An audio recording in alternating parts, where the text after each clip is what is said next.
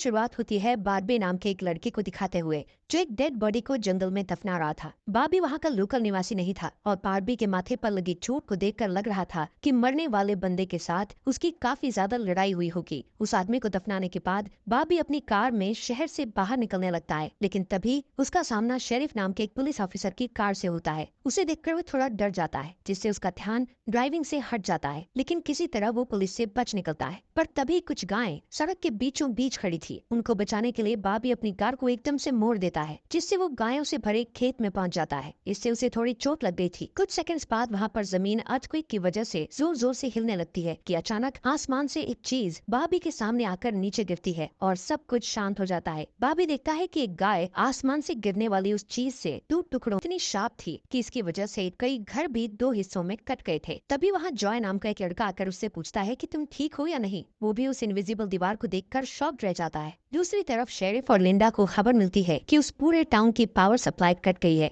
Phone lines बंद हो गई हैं और इंटरनेट भी काम नहीं कर रहा है। यहाँ तक कि सारे सैटेलाइट कनेक्शंस भी काम करना बंद कर गए थे। तभी शहर के ऊपर से उड़ रहा एक प्लेन उस इनविजिबल वॉल से टकराकर क्रैश हो जाता है, जिसे देखकर लोग और भी ज्यादा घबरा गए थे। और ये बात कंफर्म हो जाती है कि ये सिर्फ एक इनविजिबल दीवार नहीं बल्कि एक राउंड शेप डोम यानी गुम्बद है, जिसने आधे शहर को कवर कर लिया है। वहीं दूसरी साइड हम एक रेडियो स्टेशन पर फिल और उसके असिस्टेंट डूडी को देखते हैं, जो सिग्नल लाने की कोशिश कर रहे थे। वो दोनों थोड़ा कंफ्यूज थे कि अचानक सिग्नल क्यों चला गया। यहाँ पर फिल को लगता है कि ये अच्छा मौका है उनकी रेडियो रेटिंग्स को हाई करने का, इसलिए वो दोनों सिग्नल को ठीक करने में लग जाते हैं। वहीं एक फायर ट्रक डोम की दूसरी तरफ से आ रहा था, जिसे देख बार्बी ट्रक वाले को इस इनविजिबल वॉल की तरफ इशारा करता हुआ उसे रुकवाकर क्रैश होने से बचा लेता है। थोड़ी देर बाद वहाँ इन्वेस्टिगेशन करने के लिए कुछ पुलिस वाले आते हैं, पर इस इनविजिबल डोम को समझना उनके बस की बात नहीं थी। उसी समय वहाँ पर एक शहर का काउंसिलमैन जिसका नाम बिग जिम था, वो भी पहुँच जाता है, लेकिन उसे भी इस डोम के बारे में कुछ भी समझ नहीं आता। यहाँ पर पुलिस को इन्फॉर्मेशन मिलती है कि उस शहर की तरफ आने वाले सभी रास्तों को बंद कर दिया गया है, क्योंकि उस डोम की वजह से बहुत सारे एक्सीडेंट हो रहे हैं। इसके थोड़ी दूर घर पर जूनियर नाम का लड़का एंजी नाम की लड़की के साथ इंटीमेट हो रहा था। एंजी पेशे से नर्स थी और जो की बड़ी बहन भी थी। इंटीमेट होने के बाद जूनियर एंजी से कहता है कि मैं तुमसे बहुत प्यार करता हूँ, लेकिन एंजी उसे कहती है कि वो उसके लिए ऐसा कुछ फील नहीं करती। इससे जूनियर का दिल टूट जाता है और उन दोनों में बहस होने लगती है। यहाँ पर उनकी बहस इतनी बढ़ जाती है कि एंजी उसे थप्पड़ मारकर वहाँ से चली जाती है। दूसरी तरफ हम जूलिया नाम के एक इन्वेस्टिगेटिव रिपोर्टर को देखते हैं, जिसका चेस्टर्सविल शहर में बहुत नाम था। एक दिन एक औरत उसे एक सीक्रेट खबर देने के लिए कॉल करती है। वो औरत उसे बताती है कि उसने उस वीक चेस्टर्स मिल में प्रोपेन से भरे 6 ट्रक को जाते हुए देखा है और उसके हिसाब से इतनी बड़ी क्वांटिटी में प्रोपेन जैसे फ्यूल का शहर में आना किसी खतरनाक प्लान का हिस्सा हो सकता है। जूलिया उस औरत को इस बारे में इन्वेस्टिगेशन करने का वादा करती है, पर वो अपने काम में ज्यादा बिजी होने के कारण उस पर ध्यान नहीं दे पाती। वहीं जूलिया और बार्बी घायल हुए लोगों को हॉस्पिटल ला रहे थे। इसी हॉस्पिटल में जूलिया का हस्बैंड भी डॉक्टर था। वो उससे मिलने जाती है, लेकिन उस वक्त उसका हस्बैंड हॉस्पिटल में नहीं था। हॉस्पिटल में जूलिया को पता चलता है कि उसका हस्बैंड संडे को कभी काम नहीं करता था, पर वो जूलिया को हमेशा झूठ बोलता आ रहा था।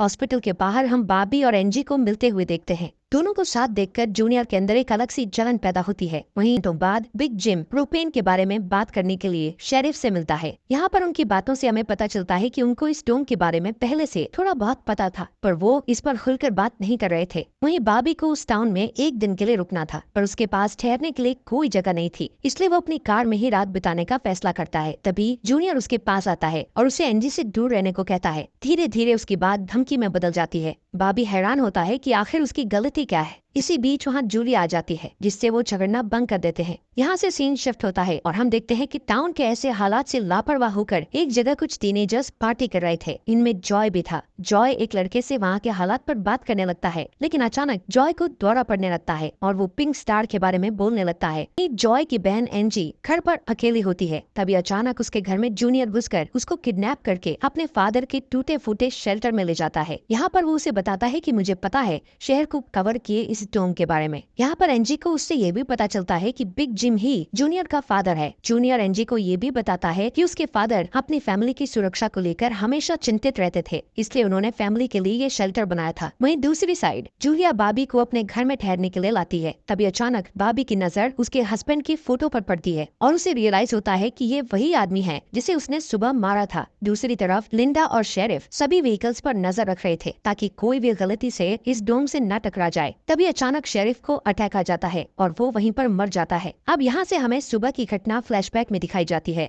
जहाँ बॉबी टाउन में जूलिया के हस्बैंड जो डॉक्टर थे उनसे मिलने आया था। वो उनसे कुछ पेमेंट की बात करता है, पर डॉक्टर उसे पेमेंट देने से इनकार कर देता है, जिस वजह से उन दोनों में झगड़ा हो जाता है और एक्सीडेंटली बॉबी उसे गोली मार देता है। बॉबी जानता था कि भले ही उसने उसे गलती से मारा है, पर उसे इसकी सजा मिलेगी और इससे बचने के लिए उसने उसकी बॉडी को जंगल में दफना दिया। वहीं प्रेजेंट में सुबह उठकर बॉबी देखता है कि उसके गले की चेन गायब है, तो वो जूलिया से इसके बारे में पूछता है। जूलिया उससे कहती है कि वो उसकी चेन को ढूंढकर उसे दे देगी, पर तभी बॉबी को याद आता है कि वो चेन उस केबिन में ही गिर गया था जहाँ उसने उसके पति को मारा था। उधर जॉय अपने फ्रेंड बेन के साथ था, जिसने पिछली रात सीजर के वक्त उसकी मदद की थी। बेन जॉय से पिंक स्टार के बारे में पूछता है, जो उसने रात को दौरा पड़ते वक्त कहा था, लेकिन जॉय को उसके बारे में कुछ भी याद नहीं आ रहा था। वहीं रेडियो स्टेशन में डोडी एक स्पेशल डिवाइस की मदद से डोम के बाहर वाले लोगों से कांटेक्ट करने में सक्सेसफुल हो जाती है। वो सोल्जर्स को आपस में बात करते हुए सुन सकती थी, पर वो उनसे कुछ नहीं कहती। वहाँ सोल्जर्स भी कंफ्यूज थे कि आखिर ये इनविजिबल बॉय क्या है। दूसरी तरफ बिग जिम रेस्टोरेंट में बैठा ब्रेकफास्ट कर रहा होता है कि लिंडा वहाँ आकर उसे शेरिफ के मरने की खबर सुनाती है, जिससे वो लोग तुरंत बंकर में डेड बॉडीज को दफनाने वाले के पास जाते हैं, जिसका नाम लेस्टर था। उधर एंजी शेल्टर में किसी को मदद के लिए बुलाने की पूरी कोशिश करती है, पर वो कामयाब नहीं होती। तभी जॉय वहाँ आता है और उसे चेन के जरिए बेड से बांध देता है।